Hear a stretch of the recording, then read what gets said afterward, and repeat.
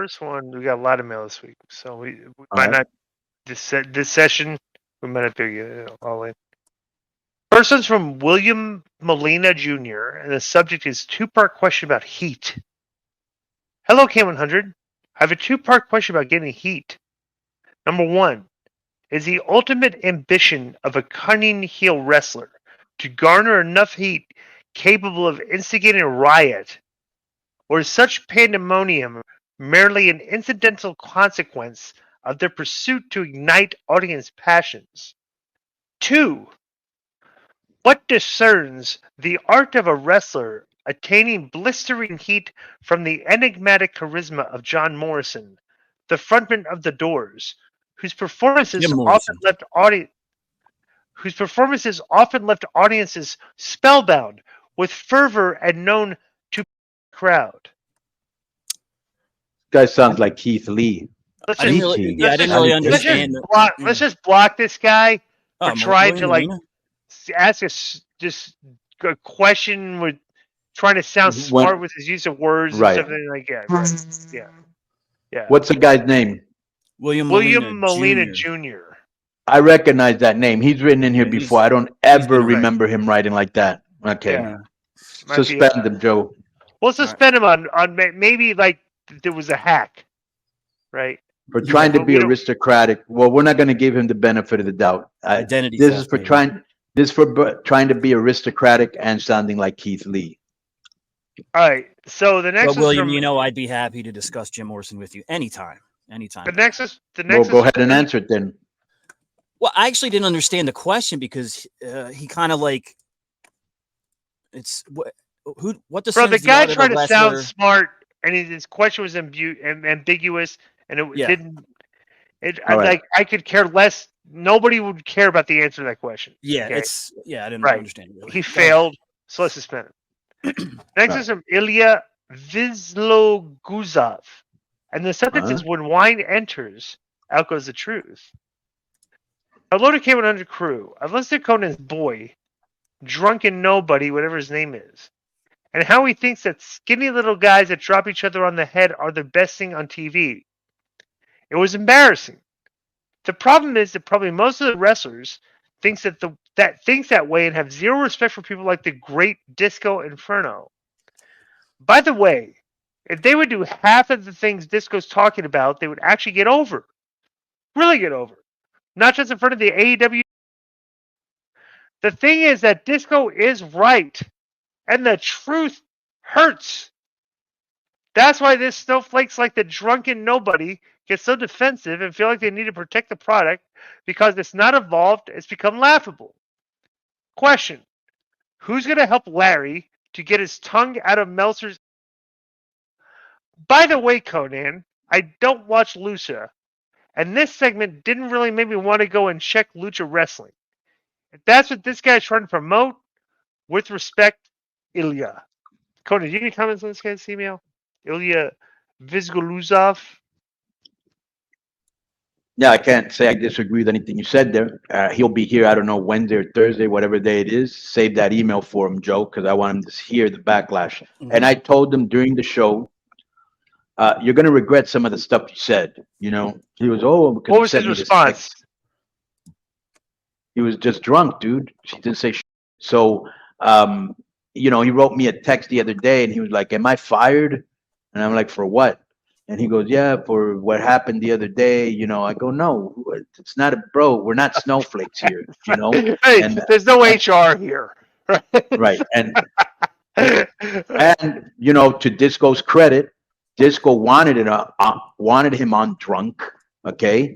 And number two, I just thought, and this was me trying to look out for Larry, because Larry's not a bad guy, but he is like that whole echo chamber, repeating what everybody says. And well, when I started to put two and two together, like, bro, this guy's just saying everything Dave and all these other people are saying.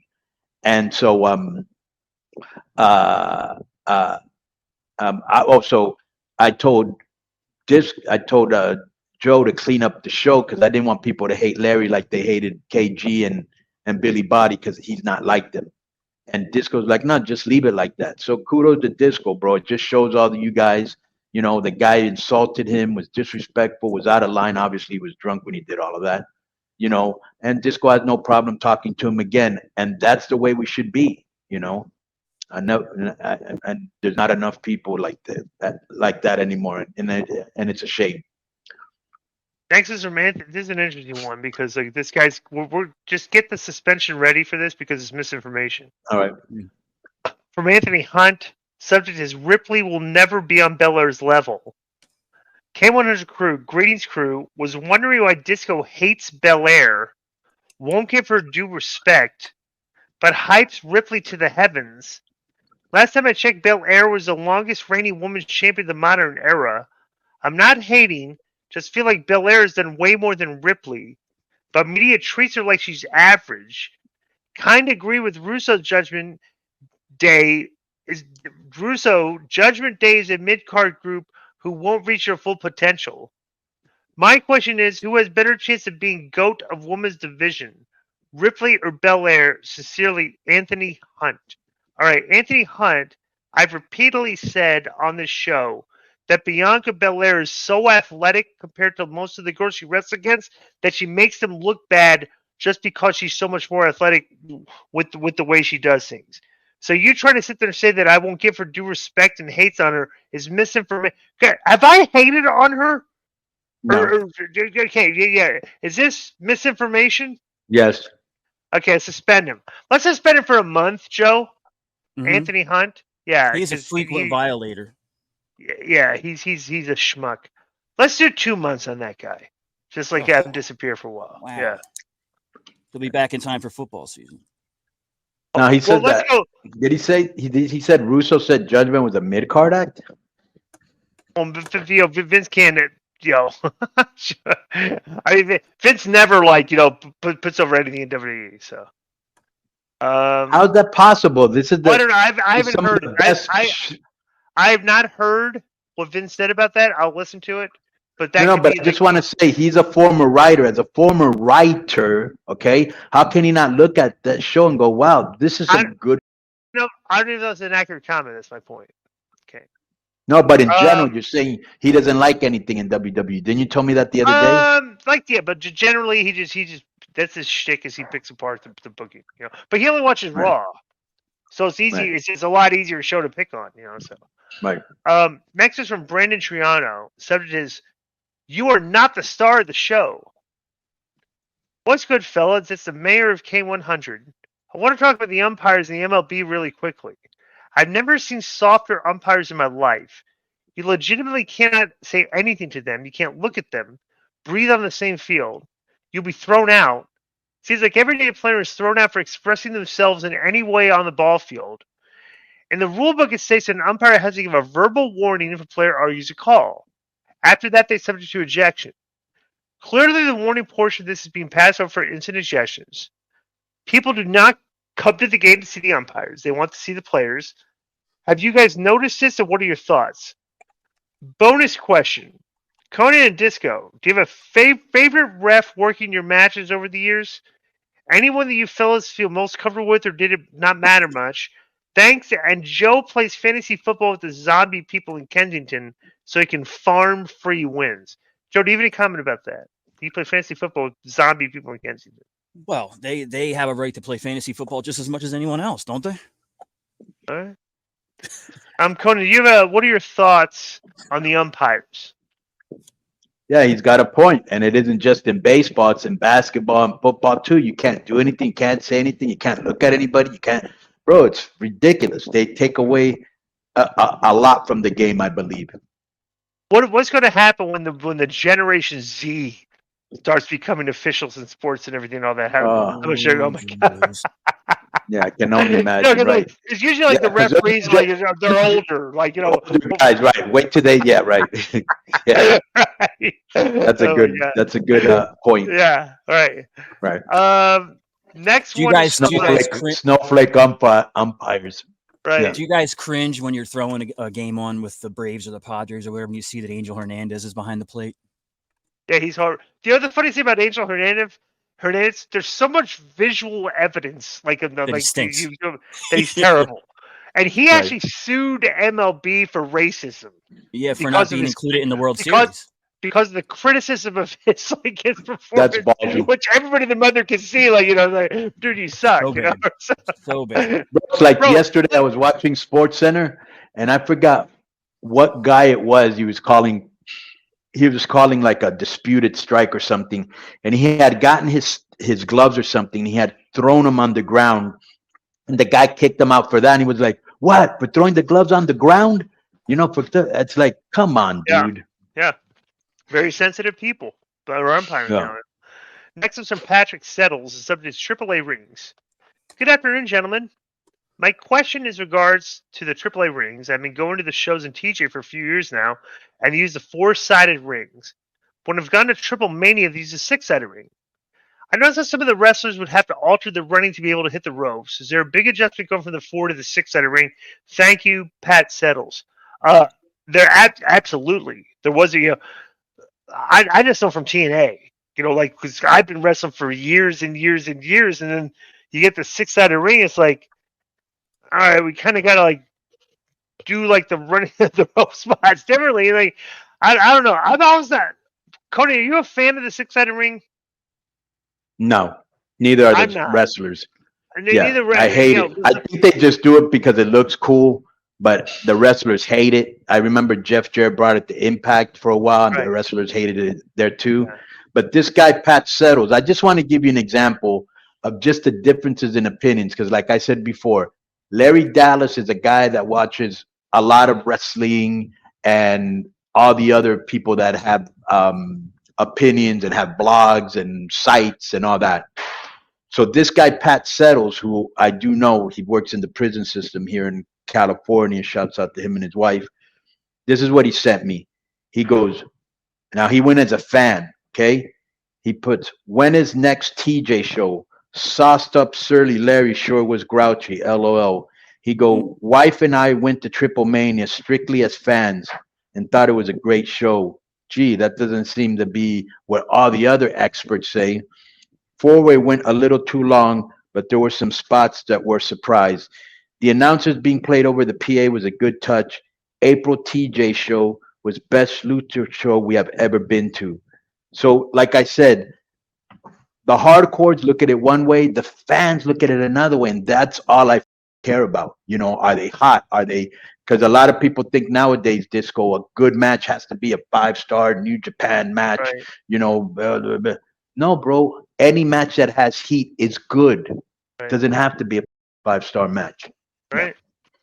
That's what happens to me and friends watching an AEW pay-per-view. It's like when the first match starts out and it's 26 and a half minutes of like a semi-epic, then the next match is the same. Then the next match is 18 minutes of the same thing. Then there's a 30-minute. It's just too much, dude. I can tell you that most AEW pay-per-views, unless I really wanted to see it, by the time the main event was starting, I was like, I've seen enough. Well, and the funny thing about it is when you watch the show, what are the matches that the people most care about? Are the ones that have the better storylines going in. Right. Because all the matches kind of look the same. It's like, but I'm more interested in the one that had more stuff going on. So it just shows you, next is from Michael Manoska, and the subject is in defense of Disco, the quote-unquote grifter. Hi K100, after listening to Larry Dallas rant last week, which made for tremendous content, by the way, this statement that Disco has done nothing or was never drawn in the wrestling business as this huge gotcha or insult for people to discredit his opinions on wrestling are a bunch of hypocrites. You can disagree with his opinions, but the same who disagree, whether it be the fat neckbeard on a message board who's never stepped in a ring, anyone in the indies, or any of the dirt sheet riders, Satin, Sean Sapp, Body, etc., would gladly take the career Disco had in WCW. If you told me that I would have a career in wrestling, never going above mid-card, making 6 figures, winning the Cruiserweight, television, and tag team titles for the number one watch wrestling company at the time, and I got to work with Flair, Hogan, Macho, Brett, and countless others, not to mention the friends, stories, and life experiences along the way, I would take that career in a heartbeat. Anyone who has hate for Disco would also do the same. If you're using Disco's career to dismiss his opinions, that's loser. I would pose that question to Larry next time he's on. Would he take Disco's 6-year run in WCW by 7 if that was the only thing he ever does in wrestling? P.S. I have more to add regarding the grifter label placed on Disco, but to avoid sending in a long email and risk suspension, I will send it on the next mailbag. Thanks, Rubik's in TO. Let me tell you something, Rubik. Very good email. But I'm gonna suspend him. I'm gonna suspend him for a week. What? Because he's kind of supporting you there. Because he's kind of dictating that, like he has an email this week, next week where his email is But I would just tell him that that's a week suspension. Right. That's a week suspension. I won't suspend. I think you're being a little Conanish there. So yeah, let's leave this guy on there and save that, please, Joe, for the real grifter. Nothing. I thought he was kind of grandstanding here about saying, but to avoid sending a long email and risk suspension, I will send it in on the next mail. No, I think he was following protocol. Yeah, that's true. All right. That's true. I'll suspend anybody. That's all. Exactly. No, I could say you don't need an excuse. Yeah, right. My supporters, foes. Right. Yeah. Right. You can put him over. He doesn't care. That's great.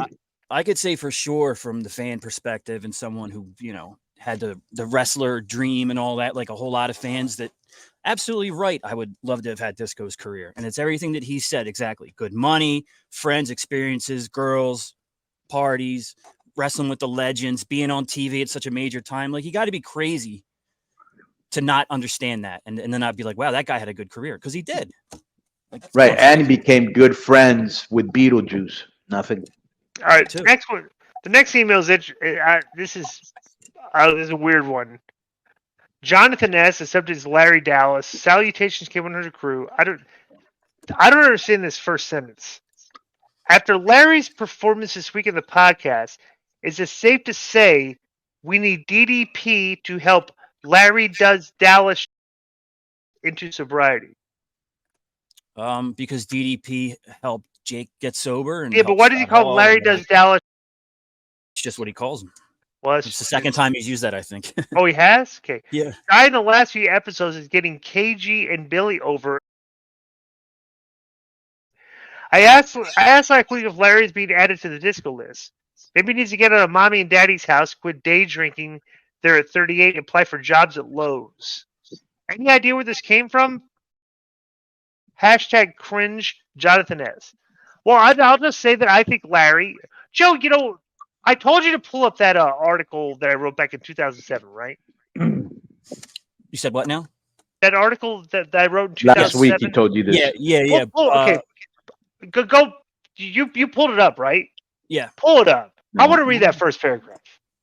I mean, because in 2007, I identified people like Larry Dallas, and I said, okay, this is this is you. Like I a very identifiable group of people. All right, Joe, do you have it up yet? Let me see here.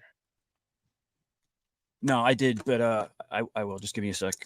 Let me. It usually comes up as the first search thing, but I did means he forgot. He's no, baby. He I had it last week. I had it ready. Let's give him a little bit of heat.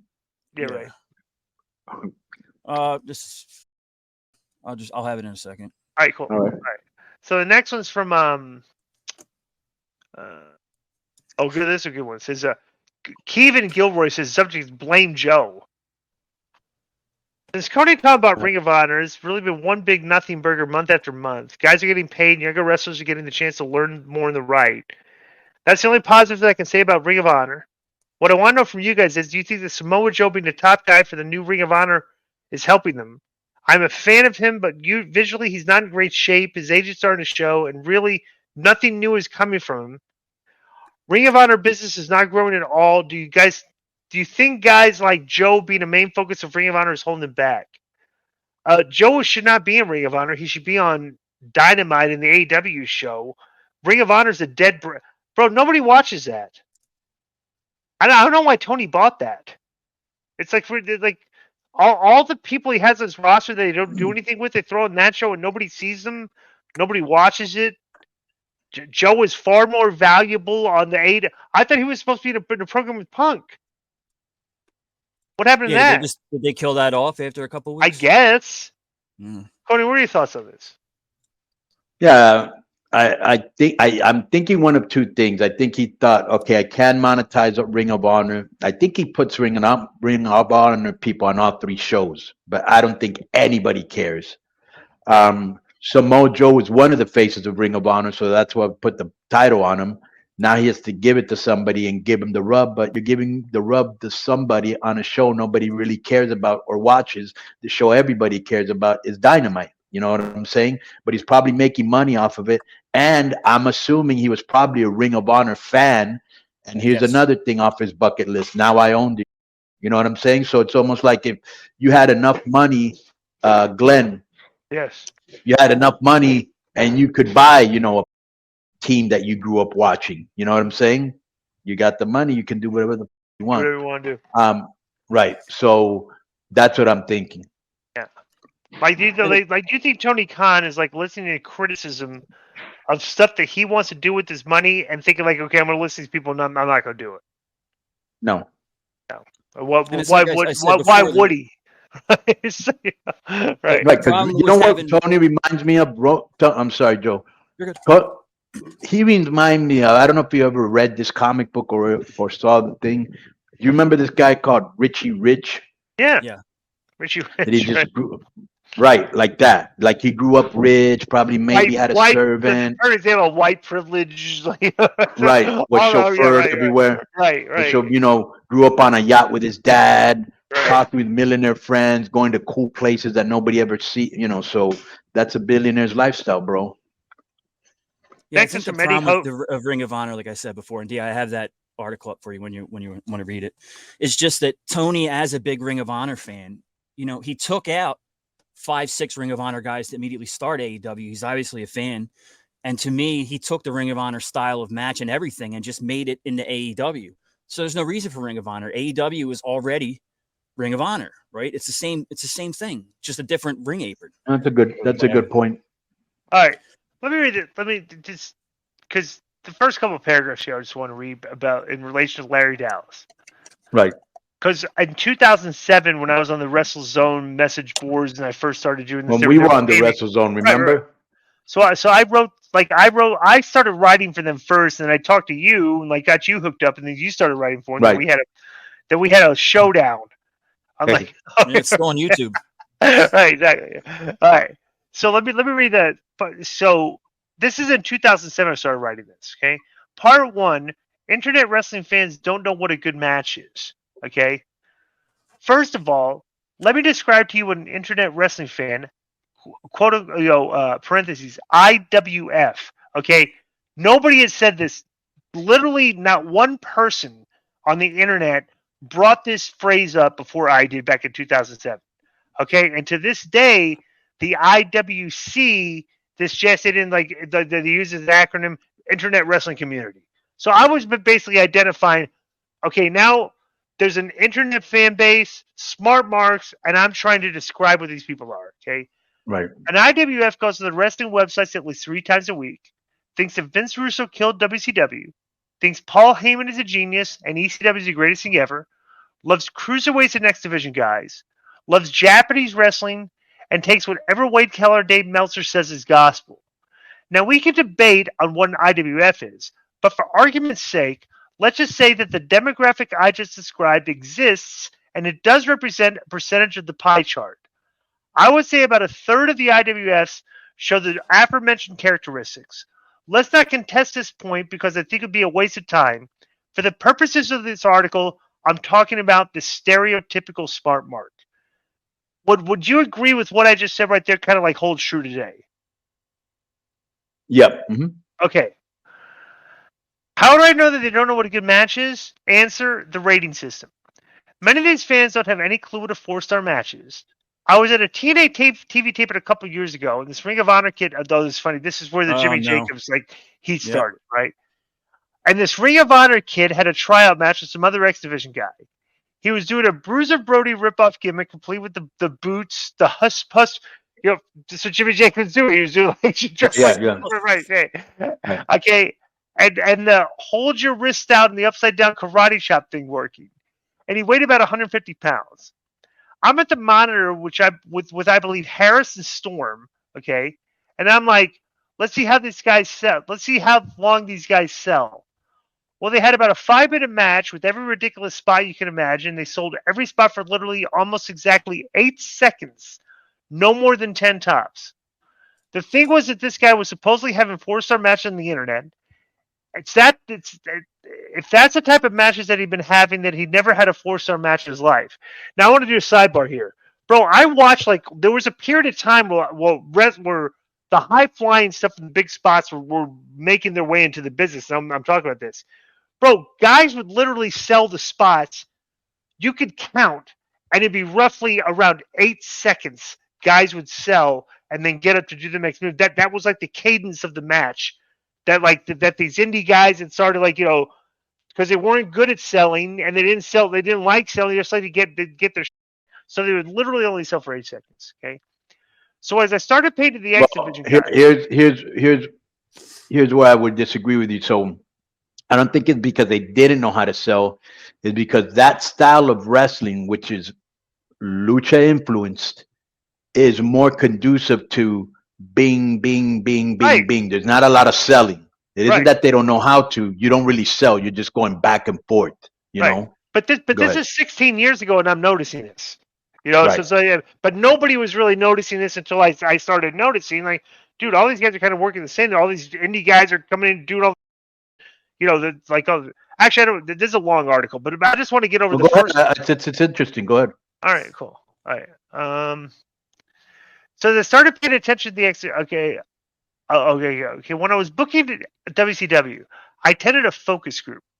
There were 12. Now, this is a true story. There were 12 mainstream male wrestling fans, aged 18 to 36, in a room being posed questions by a moderator, while myself and about 4 of the people from WCW marketing were behind a two-way mirror. Can I ask you a question? Why were you there? Because you were on the booking committee, or why were you chosen to be? Okay. Right. Vince called me and said, "Hey, can you go to that focus group?" I said, "Sure, why not?" All right. Yeah, it sounds very interesting. It does. Two of them were internet wrestling fans. We could see them; they couldn't see us. They're being asked questions like, "Quote, who's your favorite wrestler?" And the answer is like Goldberg, Austin, Rock, Sting, Outsiders. Question: how often do you watch the shows? Almost all of them watch the shows. How often do you watch a pay-per-view? Every month. How many times have you rented a pay-per-view? 0. Bro, this is back, like, and that was the most interesting answer to me, is like, okay, wait, as I wrote, wait, what was that? 0? How could that be? I called the moderator behind the glass and tell him to ask where they watched them. Answer: friends' houses, a legal black box, and bars. I'm like, that is unbelievable. We're writing 4 hours of TV a week to sell a pay-per-view that nobody buys, but everyone sees. What a great business plan. And we wonder why WCW went out of business. Right. So think about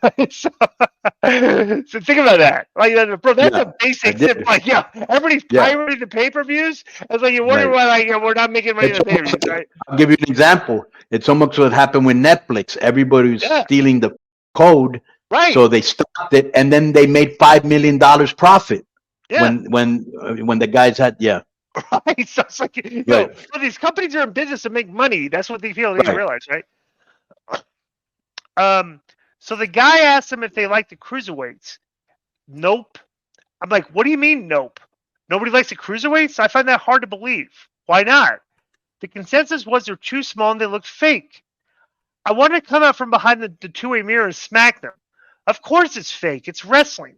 I mean, smaller boxers have entertained fights and such, but why does their size matter? But then other things are coming out of the group like this. Quote, I know wrestling's fake, but Goldberg, man, I don't know. I think he's real, unquote. Good Lord. Goldberg's got wrestling fans thinking things are getting real again. Wow. So I'm pretty much surmising that the reason they think matches are fake is because they're not doing anything to make it look real.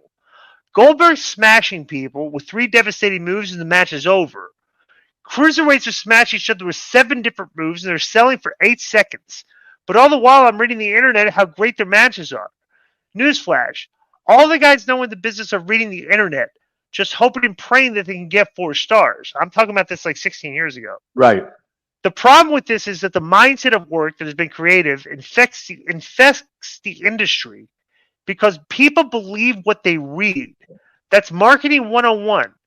People are more inclined to believe something when they read it. So you've got a whole bunch of up-and-comers coming in this business with everyone's killing themselves and selling for 8 seconds, and none of them are getting over because the mainstream fans think it looks fake. Here's some advice. Learn how to sell. Instead of watching Japanese wrestling tapes where matches start with guys standing in front of each other trading forearms to the head, watch the main events of every WWE pay-per-view you can get your hands on. Watch Austin, Rock, Angle, and Triple H work each other and watch how long they sell. One of the main problems with the smaller guys is that they're given a specific amount of time to wrestle, and they try to fit in all their high spots, but they don't figure in how long they should be selling. They end up selling for 8 seconds, and then the match is over. However, the IWS are still putting them over, and they're not changing a thing. I think those matches would be just as good if they took a third of the high spots out and selling the moves like they do more. Make the moves look like they hurt. If you don't, it just comes across as scripted acrobatics. Now, I don't want people to think that I don't know that Brett and Austin had a 4-star match, or that Benoit Angle was 4 stars, or most of the matches that are generally accepted as great matches are what they are, great matches.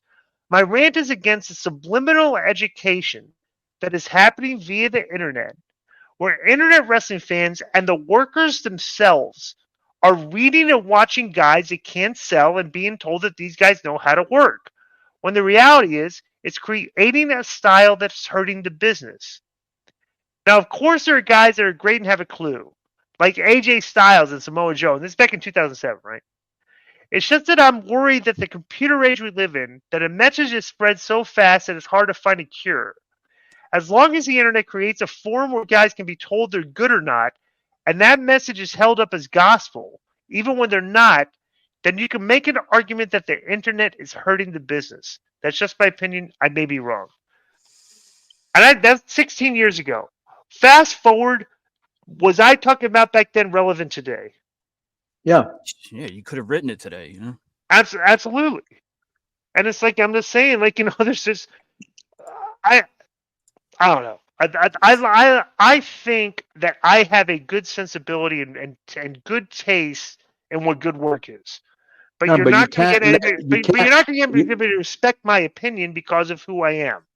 That's the issue. There's people that do. You're worrying about the people that don't, which is unlike you, bro. They say people are going to criticize anything and everything. That's just the way we are as humans. You're in the mall. Hey, look at that girl, what she's wearing. Look at that car. Look at that movie. Look at that. Everybody's going to have an opinion, and you can't expect everybody to agree with you either. You know. So at the end of the day, is our metrics. My metric is, Joe. You just told me today that our Spreaker went up like 40%, right? Yes, sir. Right. So, and we've been having constant growth for over 2 years on Patreon, right? Yeah. Those are the metrics. Right. Who cares if people agree with what we say and like what we say and the show doesn't get any viewers? Those are the metrics I follow. And the same thing I do on TV. I don't worry about what Larry Dallas says or this guy says or that guy says. Okay, how many people came in? You know, how much engagement? Are we trending? You know, those are the things that are important. It's like back when the focus on work started in like the mid to late 90s was when it picked up steam, and then it got bigger and bigger and bigger. You know, you'd always hear wrestlers say, this is bad. No, this is bad for the business. And I would always think, well, why is it so bad to have people this interested that they want to know inside and they want to know everything and they want to read about it all day? But as time went on, it proved that it was a bad thing, because now instead of just enjoying things, a large percentage of the fans, even larger today than ever, they want to see what they define as good work. That's what they're looking at. They're not looking at who's going to win for the belt and maybe where's the story going to go after that. They're watching for their. Yeah, they just want to be entertained. Yeah.